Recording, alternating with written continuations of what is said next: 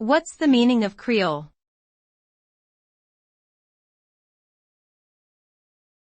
Creole.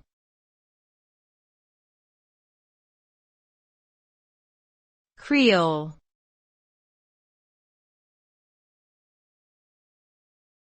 Creole.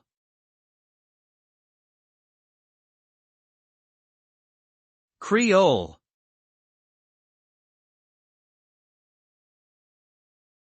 The term Creole refers to a person or culture that is a product of the blending of different ethnic or racial groups.